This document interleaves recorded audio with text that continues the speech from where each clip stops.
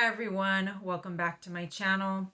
So I wanted to talk about reactions from the stiff person syndrome community to the news of Celine Dion's diagnosis.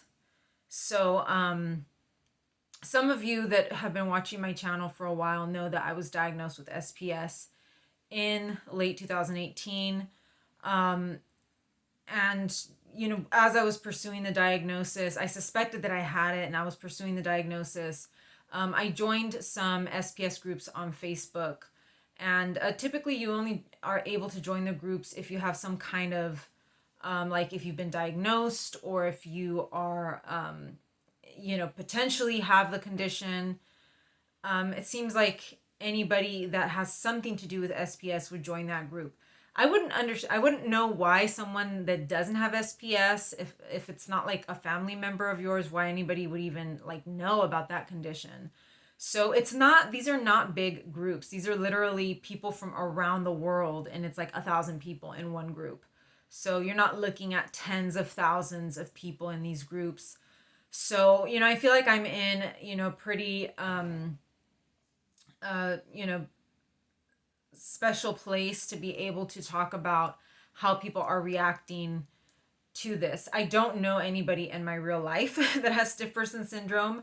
I do know that there was one other gentleman in that in one of the groups, because I think it's two groups that I'm a part of, and one of them is more active than the other one, because neither one of them has like tons and tons of members. But there's one guy that I think he also has the same neurologist that I do at UCLA. So that's like as close as I've gotten to knowing somebody, like, I guess, to knowing anybody that has SPS in my general area. And I don't know where he lives exactly. I'm sure he lives out here in Los Angeles somewhere, but Los Angeles is big, so I don't know where he is exactly from. But that's kind of my only insight into other people, what other people are thinking and feeling that have this condition, or that know someone or have a loved one that has this condition.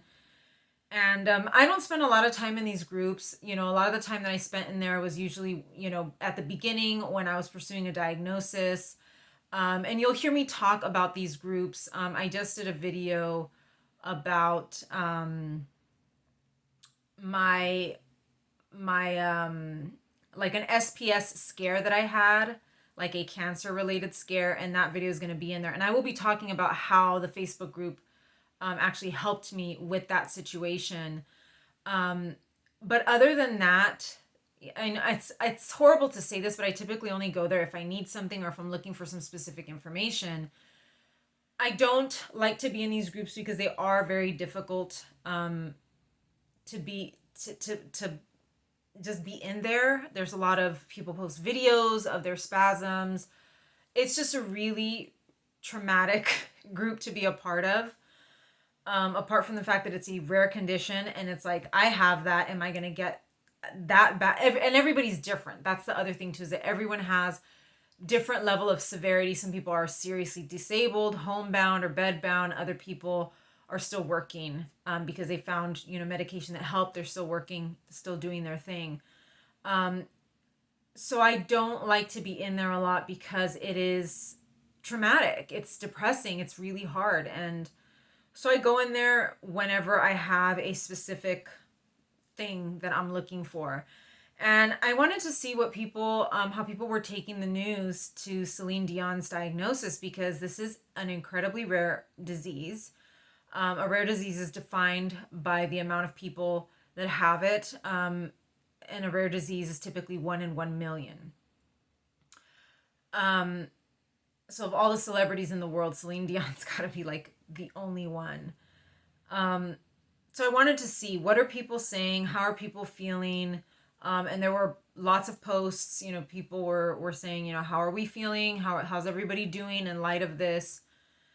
And the general vibe that I was getting from most of the people, in the groups, were that they were glad that there would now be more visibility of the disease, but very sad for Celine, because a lot of these people know how horrible this disease is and how bad it can get. So it was almost kind of like a bittersweet thing. Everybody was like, I feel terrible that she has this. This is horrible. I wouldn't wish it on anyone. But now we're going to be so much more visible. And so, of course, that can lead to more funding, for research into this disease, more understanding, a greater tolerance. Because, it's bad enough if you have something that is common but disabling, and also being young on top of that. But to have a rare illness, I mean, people just look at you strangely. And so I saw a lot of that. I saw people saying, I hope that this means that people won't look at me weird anymore, or won't, kind of look at me skeptically, because I say I have this condition that no one's ever heard of. For me, I'm hoping that maybe there will be better insurance coverage, or faster diagnosis as well. But in general, everybody was like, now we're center stage. Now we're, where everybody knows about this now, and everybody's going to be wondering, what is this, who has this. So I think there was a sort of almost like a collective, I don't want to say relief, but this joy, not because Celine is sick. I think everybody is sort of grieving with her, but just this happiness that now there's going to be increased visibility, and hopefully this disease will have more attention. That way we can figure something out, some kind of a better treatment, and maybe faster diagnosis, because it is very difficult to diagnose this condition. So yeah, there was this sort of bittersweet feeling there, people saying this is horrible for her. And I think even people that wanted to hold back their own joy for the fact that we were going from invisible to visible, and sort of trying to hold back their joy because they know that this is horrible for her.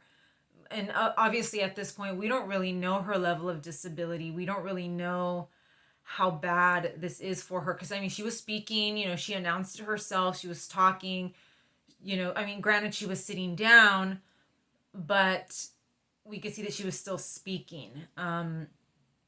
So, there was that sort of, kind of wanting to hold back. But overall, people were just like, I'm glad that now we are going to be seen.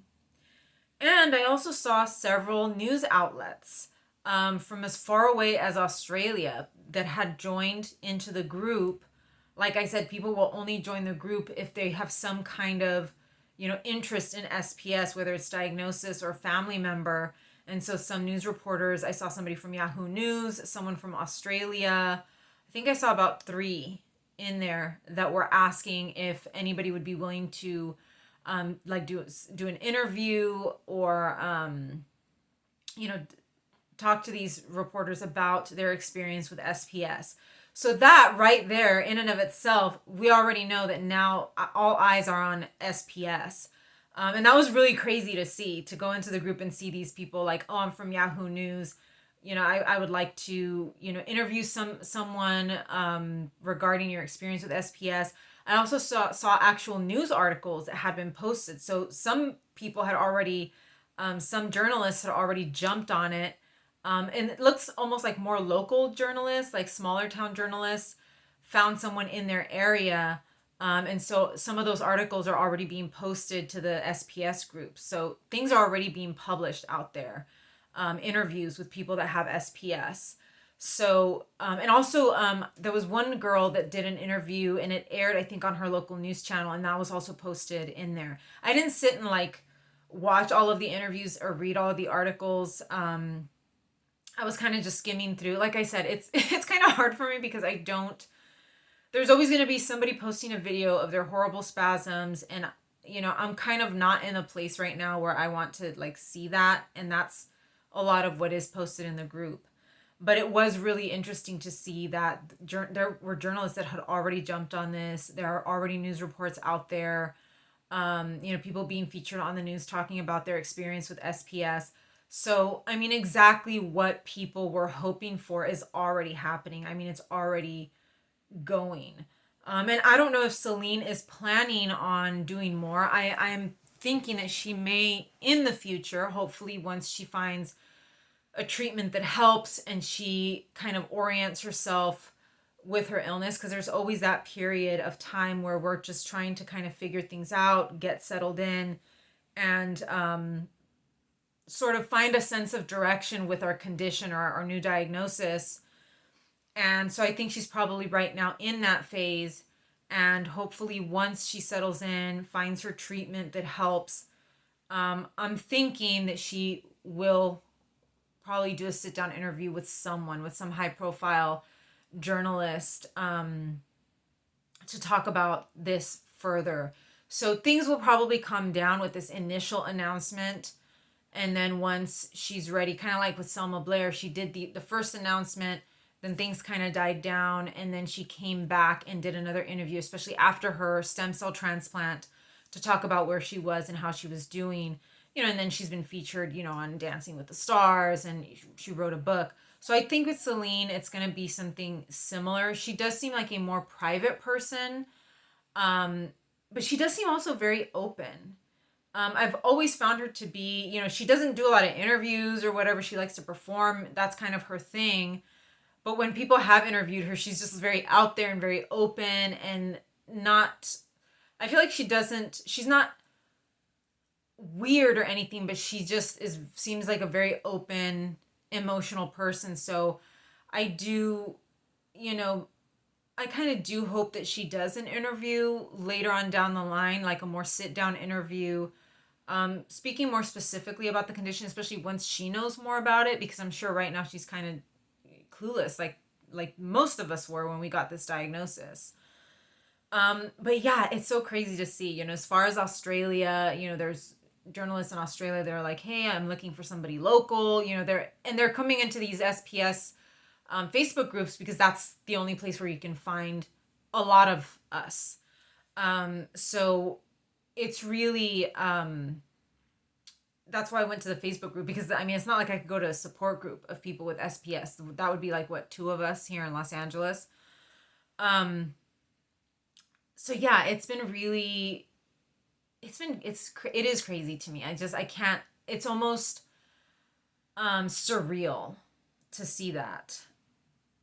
But we are talking about Facebook here. So there's always a downside. And as I was skimming through people's comments, I did see that, of course, conspiracy theories are going to run wild, especially on a platform like Facebook. So let me moisturize myself, because these are real doozies here. So one that I saw that was really out there, but also very unfortunate, is that Celine eats babies. And at first I was like, what is that? Somebody was like, yeah, I'm seeing conspiracy theories that she eats babies. And then someone else was like, yeah, that's just, people are circulating things that are nonsense. But apparently that one has been repeated more than once, because I did see a couple of people commenting about, what is this about Celine eating babies and blah, blah, blah. So that's one, absolutely ridiculous one. And the other one, of course, and this one has come up with everybody. We've had 2 journalists. I don't know if they were American journalists. I think they were American journalists, because right now the World Cup is, where is it in? Not Dubai. It's in Qatar. I don't know how to pronounce it. 2 journalists have died there.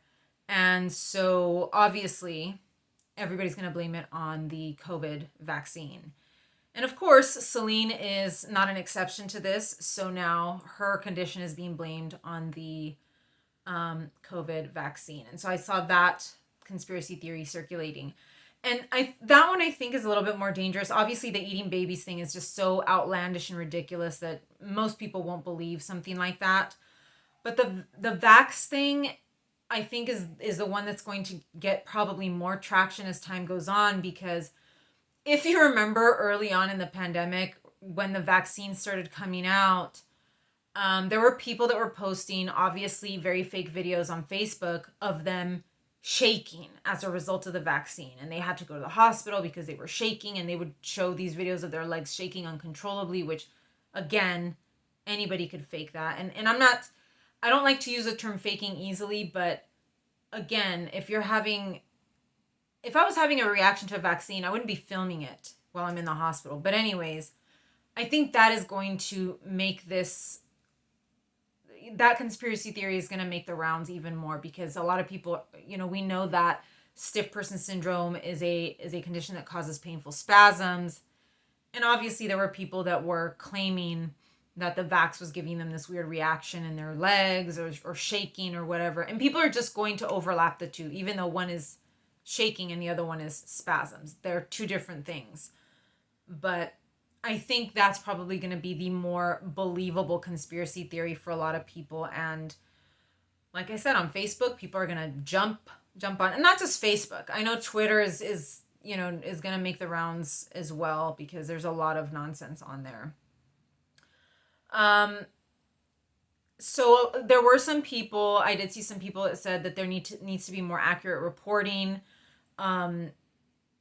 That the journalists need to cover it a little bit better, instead of putting in the title Celine Dion is diagnosed with a rare condition, to actually put the name of the condition, which is stiff person syndrome, because we need to name it and not just say, oh, this rare condition or whatever. That people want it to be named, and they want that out there.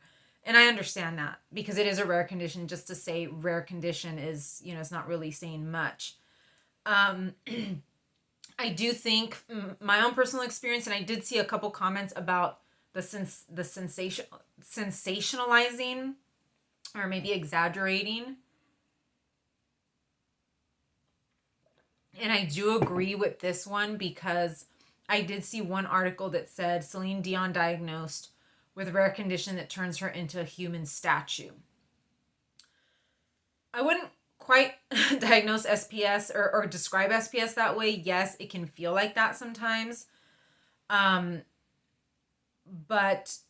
there were several people that said we need to be clear that this condition affects everybody differently. And it does affect, if you go into this group, everybody is different. Different severity, different areas of the body that are affected, different, symptoms. Everybody is different. And so sensationalizing it is not, it's going to make money for the journalists, but it's not helping us, because if I go and say, oh, I have SPS, they're going to be like, no, you don't, you're still moving. And that's what a lot of people were saying, that it needs to be accurately reported, and they need to give accurate information about the condition, because then that can lead to more people not being believed, even those of us that already have a diagnosis. So that is, I think, kind of one of the trickier aspects, and something that journalists really need to watch out for, because it can hurt us. It can hurt those of us that are already diagnosed, or people that are seeking a diagnosis, that aren't, some of us don't have GAD65 antibodies. And I do see that frequently in this group. And so, a lot of people want accurate reporting, maybe not sensationalizing it so much, because that will eliminate a lot of us.